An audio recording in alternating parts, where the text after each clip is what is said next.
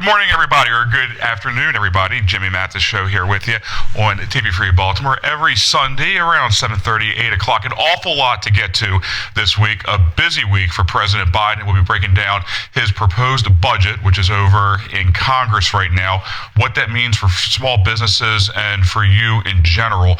A lot of misinformation coming out of exactly what is in that budget. Also, the controversy that is surrounding the Walt Disney Corporation right now. And on Monday, President Biden coming out and saying that he would be tapping into the strategic oil reserves, unprecedented to the level that he is doing it. We will be peeling the onion back on that. Real quick, some news for the show. JimmyMathisLive.com is now up and running. You can catch current shows there, also past episodes. You can get commentaries from me that we'll be incorporating into the program. Also, upcoming speaking engagements. We're going to be taking the show on the road. Also, an audio podcast we will be launching next week. This is now our distribution platform, ladies and gentlemen. If you like the program, if you like what we're doing here, I ask you to like it on our social media platforms, to subscribe on YouTube, to share the content. This is a town hall, and you're a big part of it. In order for this to be successful, I need your help. I appreciate your support, and please share our content so we can help get the word out. Last Monday, President Biden coming out saying that he was going to tap into the strategic reserves for oil. This is important, ladies and gentlemen. This is really unprecedented. Not that the reserves have been tapped into. George Bush did it under Katrina. He also did it at the beginning of the Gulf War. To give some context into what we're talking about, Joe Biden right now, President Biden, is looking to tap 1 million barrels per day for the next 6 months out of the emergency reserves. If this were to go through for the 6 months, which we believe it will, this will deplete our emergency reserves by 1/3. We're talking about 500 million gallons of gas. Compare that to what Bush did under Katrina, which was 11 million. Now, the purpose of these reserves, obviously, it's in the name. It's for an emergency. It's for unforeseen circumstances, as was Katrina and the Gulf War. Right now, President Biden is blaming the spike in oil prices on two things. We'll get to his sound momentarily. Obviously, Vladimir Putin, who's become the boogeyman for absolutely everything, and corporate greed. That will also tie into our next segment when it comes to his billionaires tax that was proposed and sent over to Congress. The difference between what George Bush had used the reserves for and what Joe Biden is using them for is actually quite simple. Joe Biden is using them for market manipulation. We've seen it here at the state level also with Peter Franchot, our comptroller, doing the 30-cent gas reprieve. Make no mistake about it. This is not dealing with a national crisis, even though that is the way that they're framing it right now in the situation over in Ukraine. We'll get to that momentarily.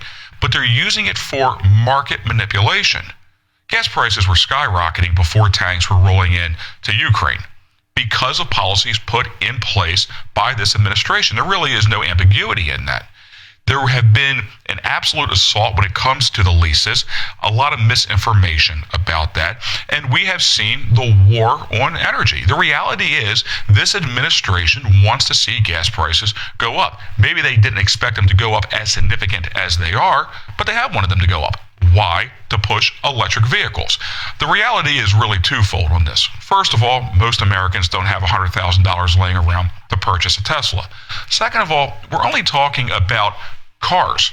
Keep in mind, oil is used for a lot of things beyond just fueling motor vehicles. Plastics, manufacturing, obviously the oil that goes in our cars. Everything gets to the store via truck. Also train. Keep in mind, most trains are running off of diesel. This ricochets through almost every aspect of our economy. Now, what the president is saying here, we'll get to the sound in 1 second, is the problem that we're seeing is twofold. This is Putin's fault. Second of all, it is corporatists that are taking an advantage of a bad situation. President Biden earlier in the week. Go. But as I've said from the start, Putin's war is imposing a cost on America and our allies and democracies around the world. Today, I want to talk about one aspect of Putin's war that affects and has real effects on American people. Putin's price hike that Americans and our allies are feeling at the pump. I know how much it hurts, As you've heard me say before, I grew up in a family like many of you, where the price of a gallon of gasoline went up. It was discussion at the kitchen table. Our family budgets, your family budgets, to fill a tank, none of it should hinge on whether a dictator declares war. Here's the problem with this, Mr. Biden. I'll go ahead and play along. If the actions of Putin right now are increasing our natural dependence on oil, or our lack thereof, to the point where you need to tap into 1/3 of the national reserves, then America absolutely has a horse in this fight. It is leading to a national security crisis. You can't have it both ways. On one hand, he is basically saying that the war in Ukraine is not our war. On the other hand, he is saying that the actions of this dictator, it is coming to the homeland right now. The problem is when they tap into these reserves, it takes years to replenish. It is also putting us at a disadvantage if some unforeseen situation were to happen here in the States. An actual emergency where we need those reserves. Reading from the Washington Post real quick. This is the Washington Post. What are the downsides of using the oil reserves? First, it's that there is less oil to pull from in a future crisis. Building the reserves back up requires the government to purchase more oil, and that may take years. The last president to replenish the reserves was Donald Trump. He was able to do it at a very low cost because Donald Trump had opened the spigot when it comes to drilling. He made a point of his presidency on being oil independent. The Biden administration right now could be purchasing futures to purchase oil at a later date at a lesser cost. They're not doing that because this is straight market manipulation. The article in the Washington Post goes on to say the second is the impact on the climate. Environmentalists want the U.S. to drill and consume less oil. That's what we were talking about earlier. That is why there is a war on oil. The prices have been artificially propped up higher to put more hurt on the American people to drive them to electric vehicles. Article goes on. Biden tried to counter that criticism by saying that he would also invoke a law known as the Defense Production Act to have American companies produce materials for batteries used in electric cars. Similar to what he did with the pandemic, where they had distilleries were producing hand sanitizers. Using the Defense Act, what? To push something that America, the reality, is not ready for right now. Again, I keep coming back to the major problem with this that I have is tapping into our reserves for one reason and one reason only, which is market manipulation. We're seeing market manipulation at the state level with Peter Franchot putting this 30-cent per gallon reprieve on gas. Eventually, when all these things expire, what is the end result? When we're no longer having 1 million barrels per day being pumped into the market after we've depleted our reserves by 1/3, and if and when, which they'll have to, the state increases gas by 30 cents. It's going to be a major economic impact. Keep in mind, as we're seeing right now, when the cost of fuel goes up, it radiates through all sectors of our economy. And as the president said, and he is absolutely correct, it disproportionately hurts Americans that are driving their vehicles. But it is not limited to that, ladies and gentlemen. And right now, most Americans are asking a very simple question, which the federal government cannot answer, which is why are we not becoming more dependent on ourselves? We were doing this only a few years ago. Say what you will about Donald Trump. He may have had some issues, no question about that. But when it came to being energy independent, he was opening the leases in a significant, meaningful way, not just the rhetoric that we're hearing from Joe Biden. And right now, everything is being blamed on Putin, on this war in Ukraine, even though only 10% of our oil comes from Russia, not to mention the supply chain issues, the hyperinflation, the cost at the pump, all was going up significantly before the war started. And as we covered last week in great detail, who are we turning to right now? Other bad players around the world, Venezuela, Saudi Arabia, Iran. We're going right back to the same problems that we're in right now when it comes to these other players. And the majority of Americans are saying, why don't we get back to focusing on being energy independent? Even those that support electric cars. And keep in mind, electrical vehicles come with their own set of problems. Looking at the lithium batteries, not good for the environment. These vehicles, not affordable for the majority of Americans. Not to mention, all these cars have to be plugged into a wall somewhere, which is either powered by nuclear or by coal. The infrastructure is simply not there. And the technology is not there in a widespread way right now. It simply doesn't exist. Meanwhile, while we are seeing hyperinflation, we are seeing stagnant wages, we are seeing legitimate, very bad numbers when it comes to employment. I'm not talking about the 3.5 or whatever that they were touting last week. We've talked about this ad nauseum over the years. The reason why the unemployment is so low is because you have tens of millions of Americans that have officially stopped looking for work. They're coming off the labor rolls. They're not being factored into the numbers. And even those that do have jobs, as many Americans are seeing right now, their wages are not increasing with the cost of goods and services, not even close. So for the president to come out on the unemployment numbers and be touting that as some win, it's incredibly disingenuous, as was his tax proposal that we'll be getting to in 1 second. Reality is the cost of everything is going up. You have large portions of the American population that have stopped looking for jobs. Wages are not at a level to keep up with inflation. We still have supply chain issues. We still have an energy crisis. And right now, the federal government is looking at market manipulation as some sort of a stopgap on it, instead of actually trying to solve the underlying problem. If the president was talking about legitimately opening up drilling and refining over the next 6 months, which he is not. He has been very upfront and proud of the war on oil, on energy. And he's now blaming this on Putin and on corporate greed. Is there a part of that may be playing into this? Possibly. But where was that 3 years ago when gas was at $1.30, $1.40 a gallon? Keep in mind, I'm taking the president at face value. He has made a point of saying he wants to drive the cost of energy up, and he's done a very good job at it. Maybe he's done too good of a job. So again, using these emergency reserves to maybe pump the brakes slightly, he sees as a short-term solution. But here's the thing, ladies and gentlemen. At most, how much are we actually going to be saving at the pump?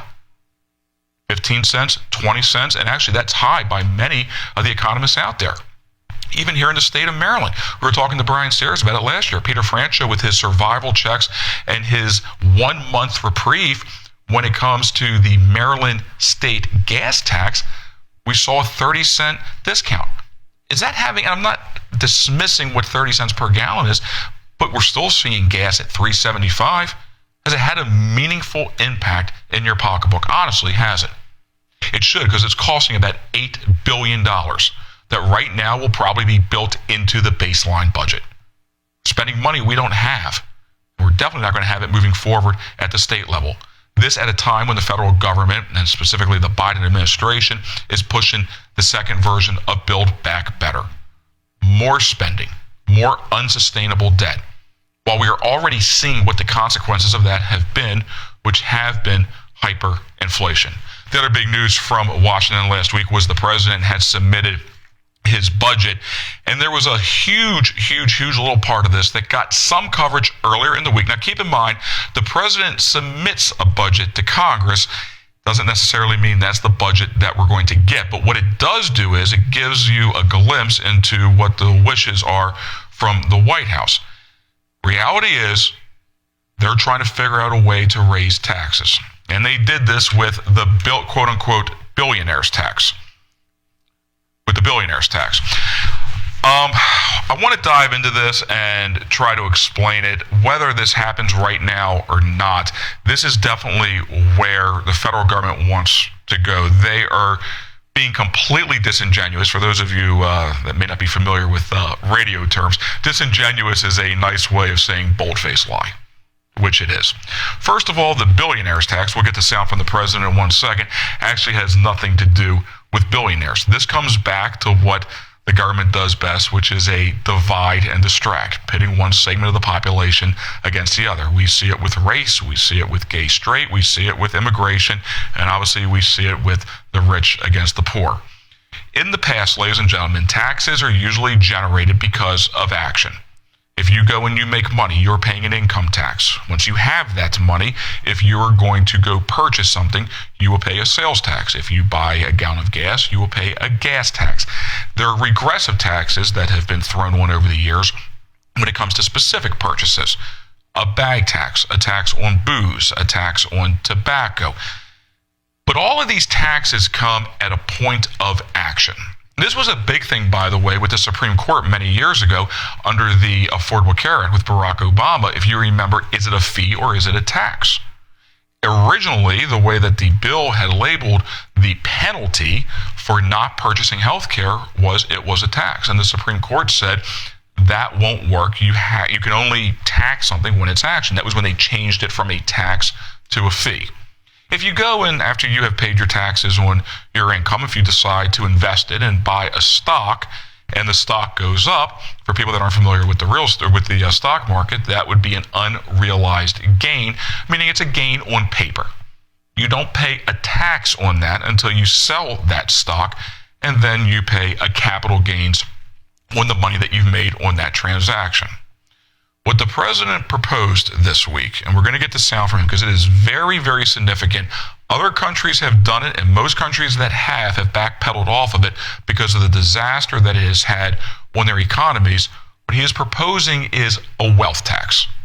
What he's trying to tax you on, and we will dive into this because it's a little bit disingenuous, is he's saying that this is only going to affect billionaires. So generally speaking, don't worry about it. This is just the uber rich who aren't paying their fair share. They pay less taxes than teachers and firemen. He leaves out police officers on that now. The three of them used to be looped together. They're not paying their fair share. We're going to rip through why all of this is a bunch of lies. But what is really important is that you listen to what he wants, which is a portfolio tax. He wants to tax annually on the value of what a portfolio is, even though it is only a profit on paper. Where the numbers are and where this tax begins to be implemented is elementary and really doesn't matter. Because like we have seen so many times with this government, everything is a slow creep. They know that where they ultimately want to go isn't going to resonate with the American people. They know they can't get it all at once, so they systematically do a slow creep forward. And by the time people realize what's actually going on, it is so ingrained into our society, there's no way to get rid of it. They're notorious for this. Obviously, right now, there is a war on wealth. There is a war on capitalism. There is a war on the rich. The government does a very good job with a lot of the people that are legitimately hurting right now of saying that you are poor because these people are rich. They have demonized wealth, which is they're not paying their fair share. This guy is rich on the backs of whatever the segment is. And it's very important, rhetorically speaking, why they demonize wealth. Because once wealth is evil, then it makes it easier to seize it. And that's why it's always being portrayed as we're only going after the uber rich. Right now, ladies and gentlemen, the top 1%, which we hear about all the time, the top 1% is paying 40% of the taxes in this country. Now, is there a difference between income tax versus capital gains tax? Absolutely. And the reality is, it is the poor Americans that carry the heaviest burden when it comes to taxation through regressive taxes, meaning sales tax. If you're making $100,000, 6% is going to have more of an economic impact on your personal wallet or purse than somebody that's worth $100 million. The percentages may be the same. Capital gains is going to be less than income tax. Now listen, over the course of American history, capital gains has been significantly higher than it is right now. And if the president simply wanted to have a conversation about raising capital gains tax, then be honest about it and frame it as such. But that's not what he's talking about. What he's talking about is taxing unrealized gains. President Joe Biden, earlier in the week, selling this tax pitch to the American people. But as I've said from the start, Putin's war is imposing a cost on America and our allies and democracies around the world. Today, I want to talk about one aspect of Putin's war that affects and has real effects on the American people. Putin's price hike that Americans and our allies are feeling at the pump. I know how much it hurts. As you've heard me say before, I grew up in a family like many of you where the price of gas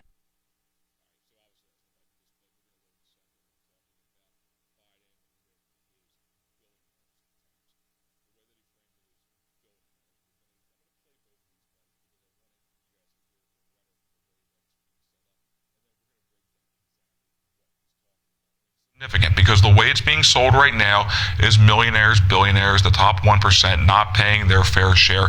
And then we'll dive into exactly what he means and eventually how this will affect majority of Americans out there, actually, whether you own stock or not.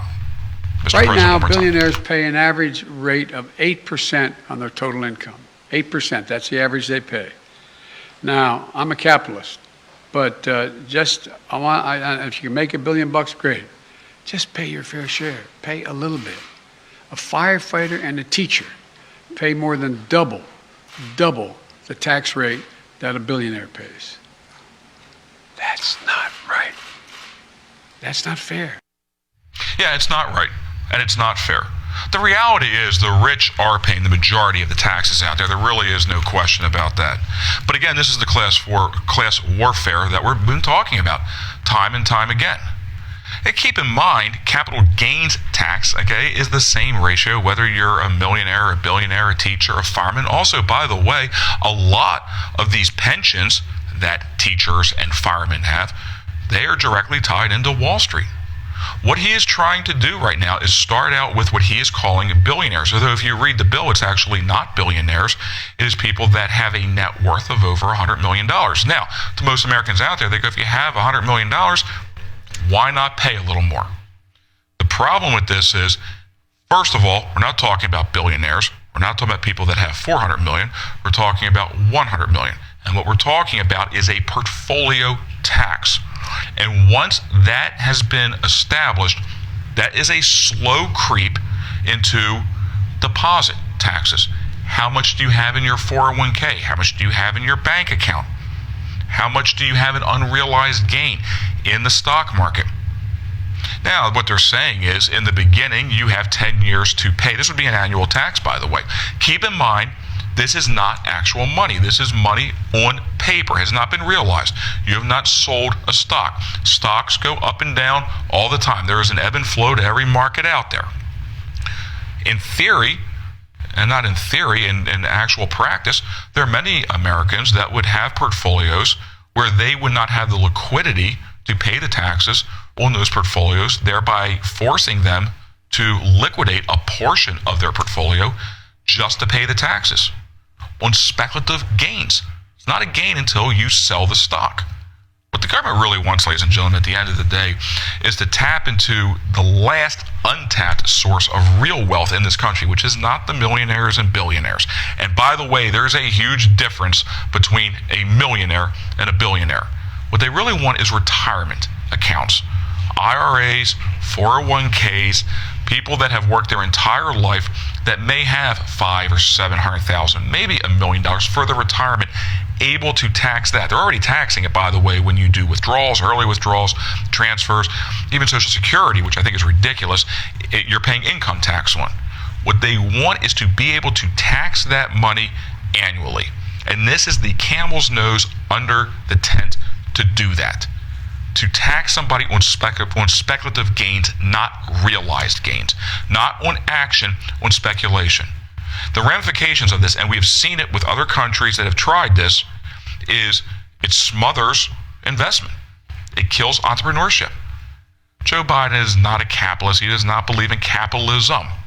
And we were talking about that in the first segment with the market manipulation of the energy markets. Of course he doesn't believe in capitalism. And the point that he is making time and time again is that the rich are not paying their fair share, which is a bold-faced lie. It's easy to look at somebody that has a lot of money and go, well, can't you pay more? Especially when Americans are hurting. The real question here is, why are they hurting so much? In large part because of draconian taxation. Ladies and gentlemen, if you are working, just to keep the math simple, if you are working a $100,000 a year job, a salary job, you are personally paying 7.5% into FICA. Your employer is paying 7.5% into FICA. Your employer is paying in unemployment insurance. You're paying probably 28% in income tax. If you own a house, you're paying real estate tax. Anything you buy with your leftover money, you're paying a sales tax. After your money has been taxed on income and you buy gas, you're paying a gas tax, both state and federal. Then you have the regressive taxes we were talking about earlier. Tobacco, booze, bag tax, any of these things. Not to mention Any goods that you purchase got here by truck, which means that gas was taxed. Not to mention the labor to get the goods from production through transportation. Taxes in this country are ludicrous. And what the Democrats are correct about, not that the rich are not paying their fair share, it's that the American people are being smothered by overtaxation. And yes, those at the lower rungs of the economic ladder are absolutely doing maybe more heavy lifting. The answer isn't to get the top contributors to pay more that will jeopardize the successful market that we have been in, that will stifle job creation, that will stifle capitalism and speculation and all the things that have led this country to a fairly simple, basic concept to a world superpower in a couple hundred years. But maybe it would be to take the boot off of the American people's throat when it comes to draconian overtaxation. But again, what are we talking about in Washington, D.C. right now? Build Back Better. They were coming in at $15 trillion on that thing. And now, because it's only $5 trillion, it's some huge win, this country is bankrupt right now. I've said it time and time again, and I will continue to. Most countries do not collapse because of invasion. They collapse from within. And usually it is only a handful of pillars that fall. Number one is usually debt. Number two is usually immigration. What are we seeing right here in America? And by the way, those two issues are very interlocked. We're absorbing millions of people, and now with the news coming out of Washington last week, more and more and more people will be coming across the southern border that we are now responsible to take care of. At a time when you look at hyperinflation, the cost of fuel, the cost of housing, the cost of everything, with stagnant wages or people that have just stopped looking for work. It's very scary, ladies and gentlemen. And yet, what do we hear from the president? More class warfare. That the rich aren't paying their fair share. Now, if you want to raise the capital gains tax, raise the capital gains tax. But he's not talking about capital gains. He's talking about unrealized gains. And where that eventually ends up is when you have X amount in your savings account, you are paying a tax on that. That's not what he's talking about right now, but I promise you that's where he's heading. You will be paying an annual tax on that. And they're already sort of justifying it, by the way. And they used real estate as an example. You pay a real estate tax on your property every year. I actually thought it was a very clever way of justifying a portfolio tax, a wealth tax, whatever you want to call it. Keep in mind, there are lots of Americans that have had homes for many years, maybe passed down within their families over the generations, where all of a sudden the neighborhood picks up. And it goes through a revitalization, and home values skyrocket. Some of these people may have their homes paid for, and they lose those homes because the taxes go up, the property taxes go up to a point that they can't pay. So what do? They liquidate their homes, and they have to move. We saw it all over the place in Washington, D.C. over the last 20 years. We've seen it here in Baltimore, by the way, through the revitalization of Canton and Harbor East in Baltimore. It's not right, ladies and gentlemen, and we're seeing a complete transformation of the way tax works in this country. And what the president is doing is capitalizing on the hurt that many Americans are feeling right now to pit one American against the other and to slow creep into what they ultimately want, which is to go after that last untapped bit of American wealth, which is 401ks and IRAs. Keep in mind, there are many Americans right now that are living paycheck to paycheck. There are many Americans that are independent contractors that are working multiple part-time jobs, or their employers are not participating in these retirement accounts. Most Americans don't have them. And maybe that's why a lot of Americans don't really think much of this right now. Even though if you look at the plan that the president's talking about, it's a bold-faced lie. He's calling it a billionaire's tax. It's not a billionaire's tax. He's saying that it only affects 730 people. Then what are we even talking about? When you have unfunded liabilities in this country right now that are approaching $250 trillion. The president has the audacity to talk about being some sort of fiscal hawk, torpedoing President Donald Trump because of the deficits that Trump ran up under the pandemic. I disagreed with that, by the way. I thought, if anything, we should have reopened the American economy. Thought we would have gotten through COVID one way or another. The ridiculous debt that we dumped on this country and on our children as a result of the pandemic, I never agreed with. But But that was an unprecedented time. The entire American economy shut down. I would hope right now we're doing better than we did then. And again, I did not agree with the spending that Donald Trump did during that time. Will this make it through Congress right now? I don't know. Probably not. But they keep coming down this road and they keep pushing it. They keep seeing if it will land.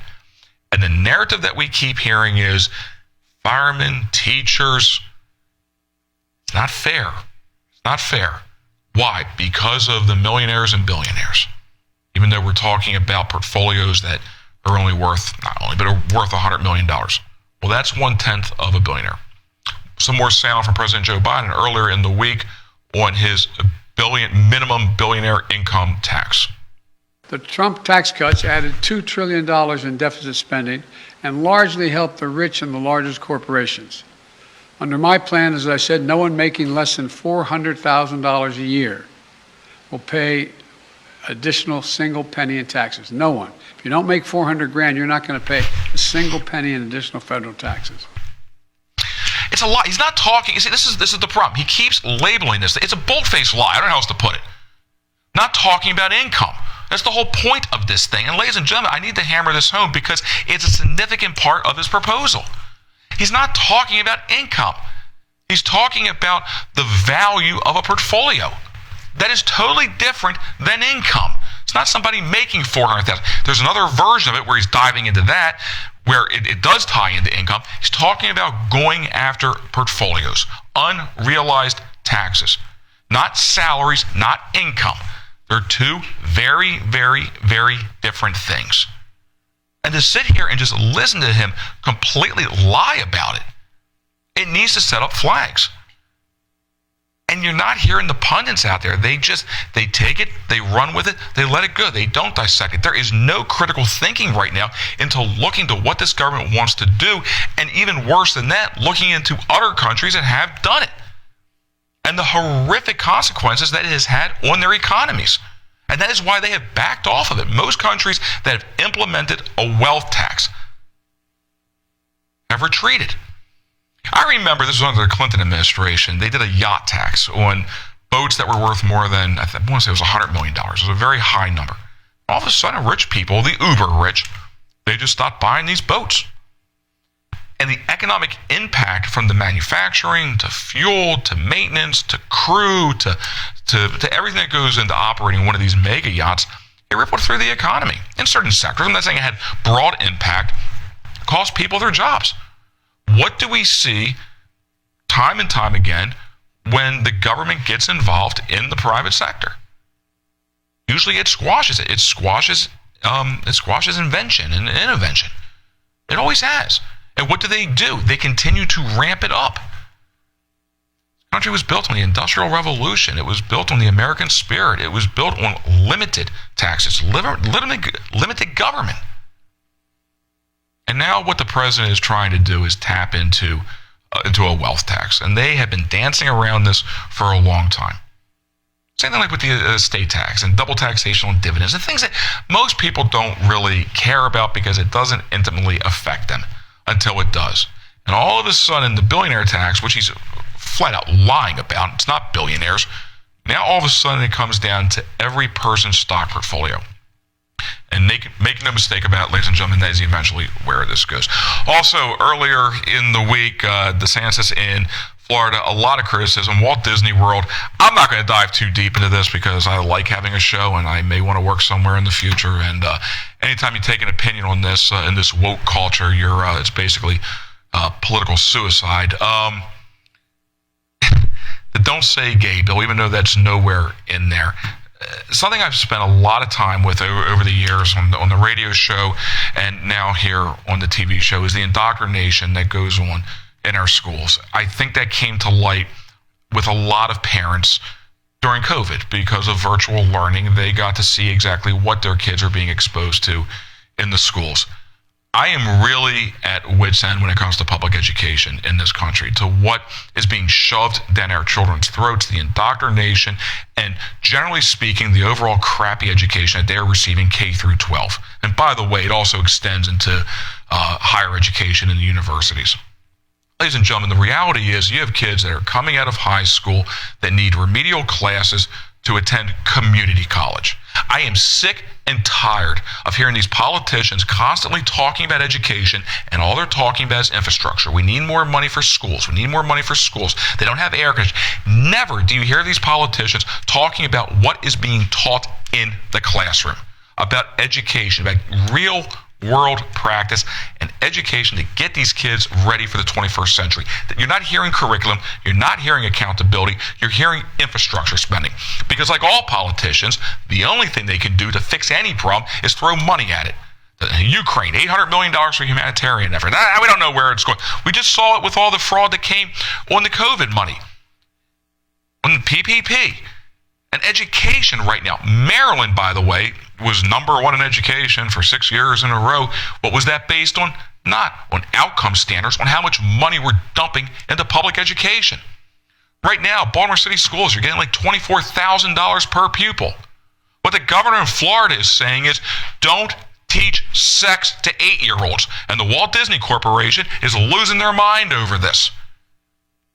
Frankly, I think it's sick. It has nothing to do with being homophobic. It has nothing to do with homosexuality. Leave it out of the classroom. When you get these kids to a point where they don't need remedial classes to go to community college, then we can start talking about the cultural indoctrination that we're seeing. And I'm sorry, I love Walt Disney World, taking my family there. Why are you picking a bone in this fight? Because you're afraid of your employees. And that's exactly what it is. This is a bad move for Disney. And by the way, with all due respect to Walt Disney Corporation, they're not exactly the best at being culturally sensitive. If you want to go down this road, then let's go ahead and roll with it. Song of the South, how'd that work out for you? Aladdin, praise Allah. Bambi, okay, like, poor mother walking down North and Penn. The Lion King, look at the Lion King, okay? The Elephant Graveyard, there's references to the Third Reich, and Disney's picking the wrong fight on this. I'm going to tell you something, and you're not going to hear this anywhere else, but Disney has outpriced most Americans. They really have. Go to Walt Disney World, go to Disneyland. It has become so expensive, it is unaffordable. I don't mean to be offensive on this, but it is what it is for most Americans to go there. Walt Disney World is filled with people from other countries that may not be as culturally as enlightened as we are here in America. From their own customer base, they're making a mistake going down this road. And there's really no role for it. And if you look at what Walt Disney's original purpose was when he created originally Disneyland in Anaheim, California, and then Walt Disney World, was to create this magical place where kids can just be kids. And that's all DeSantis is saying in Florida. Leave the schools for education, which they're doing a really bad job at right now. And parents have seen it. I'm sorry, I have respect for teachers, for the most part, and for administrators. But right now, you have local education. And by the way, this is radiating through to the private schools. Not as bad, but it is. That have lost parental sovereignty at the state and local level because of the Department of Education, because of No Child Left Behind, because of Common Core. And now what you're seeing is a Karl Marx strategy, which was the 10th plank of the Communist Manifesto, which was public education for indoctrinating purposes. You were seeing it with race, you're seeing it with homosexuality, you're seeing it with green energy, with climate change. You're seeing it all over the place right now. Saw a lesson plan coming out of high school. I'm not going to name it. Sure I will. It was over in Parkville, okay, on environmental racism. Give me a break, man. And you have parents that are standing up. This bill has nothing to do with homosexuality. It is about keeping sex education away from 8-year-olds. Frankly, it's sick. It really is. And the fact that the CEOs over at Walt Disney would cave to their employees, I think is despicable. And I'm glad DeSantis is fighting back on this. I really am. Disney operates in Orlando as its own government, Buena Vista. It has its own police department, its own fire department, its own city council. And now they're seeing some pushback from the governor. And I really think they are picking the wrong fight on this. And it's a shame because I grew up on Disney movies and my children grew up on Disney movies, and I went to Walt Disney World as a child. I've taken my daughters to Walt Disney World, and it is a magical place. And what Walt wanted from the very beginning was for kids to be able to be kids and for it to be a magical experience. And now they are picking up with what is now the disaster of America's public educational system. I said this in jest, and I'm actually beginning to believe it. I have never been a fan of all these cameras. We have red light cameras, speed cameras, surveillance plane downtown, security cameras. Why not put cameras in the classroom? Honestly. Where parents can actually see what is going on day in, day out. I don't agree with any of these other cameras, but if that's the way it's going to be, at least let's see what is being indoctrinated in these children. And it is indoctrination. It absolutely is. And it's tying into sexuality and racism and class warfare. And meanwhile, they're not getting a basic education at the same time. And the race issue is being thrown down our children's throat nonstop in classes that should be dedicated to political science, the social studies. And these kids are coming out of school with no understanding of the American Revolution, separation of power, co-equal branches of government, the American Revolution, negative liberty, any of these things.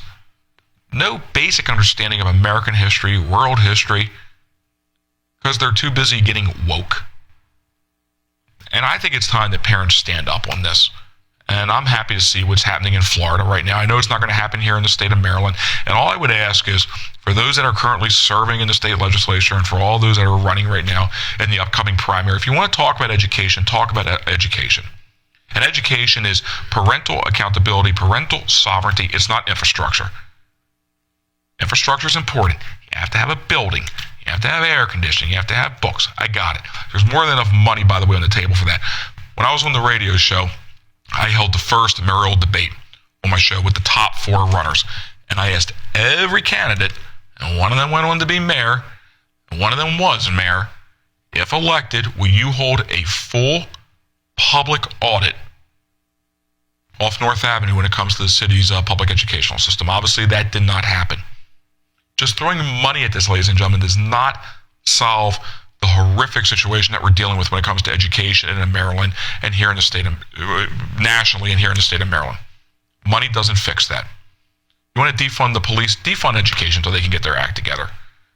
And if they're going to continue to be indoctrinating sexuality to 9-year-olds, there's a major problem with that. And the fact that parents are standing up for their parental rights, for their parental sovereignty, that they are being labeled as homophobic, is despicable.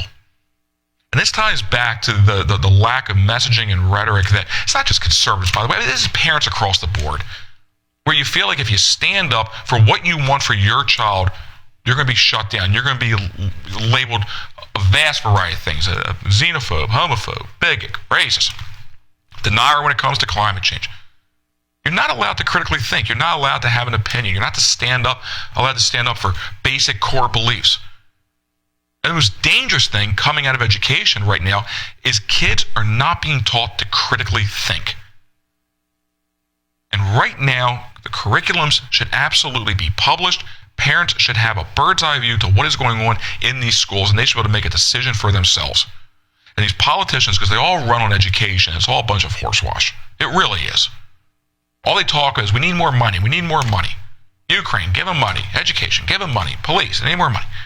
It's not a money issue. The problem is to actually take a stance, which is what we're seeing in Florida right now. There's a major political liability to it.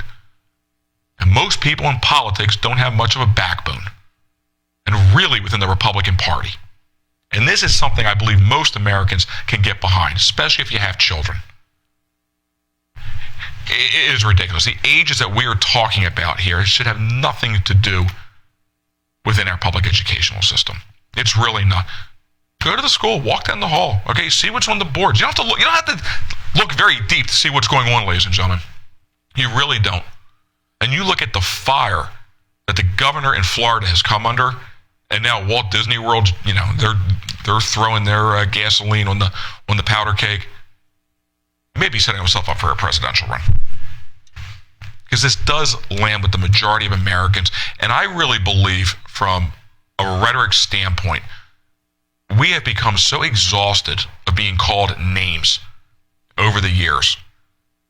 Just gotten tired of it. I mean, we've become immune to it. I think that's what you're seeing right now. Call me whatever you want to call. I don't care. I'm a parent, and I care about what's happening to my child. And you're not going to silence us anymore, even in this woke culture. It's getting ridiculous. It's being shoved down our throats at every single turn. And what I'll keep coming back to is for these politicians that pride themselves on education, then start focusing on education and start holding teachers and administrators accountable. It happens in the private schools. You know why? Because parents are paying $20,000 a year or whatever it is these days. There's accountability. And you don't see accountability that much when it comes to education. Just more and more money being thrown at it because it's the easiest, quickest political solution there is. And I think Disney just did a big disservice to their customer base, to their fan base, to their stockholders. And it'll be interesting to see what the political backlash is to a very good thing they have in Orlando. So we'll see what comes out of that. Ladies and gentlemen, always a pleasure being here with you every Sunday at TV Free Baltimore. Again, I encourage you to check out JimmyMathisLive.com. You can check out the show that will be live streamed there. Also, past shows. The articles that I referenced during the program, go to the show prep page. That will be there. At the bottom of the page, I encourage you to sign up for our newsletter. We will be releasing our first one, I believe, in about a month and a half, but you can sign up for updates for the newsletter. At the bottom, direct links to all of our social media platforms, commentaries, a calendar of where the show will be when we take it on the road. Also, speaking engagements, putting together a speaking tour right now that will be kicking off in June. And starting next week, we will be doing a daily podcast that will be available 7 a.m. Monday through Friday. That will also be available at JimmyMathisLive.com. I encourage you, I hate begging, but I have to. I encourage you, if you like what we're doing here on the Jimmy Mathis Show, to subscribe on the YouTube pages, to like it on Facebook, like it on YouTube, share it. Help us disseminate the message, because we are relying on you right now to get that message out there. I will constantly work, along with Charles here at TV Free, to find ways to make the show more interactive. As I've said many times, this is a town hall, and I want everybody to be part of it. I appreciate the support everybody has given. Have a great week, everybody. I will see you back here next Sunday live for the Jimmy Mathis Show. Have a great week.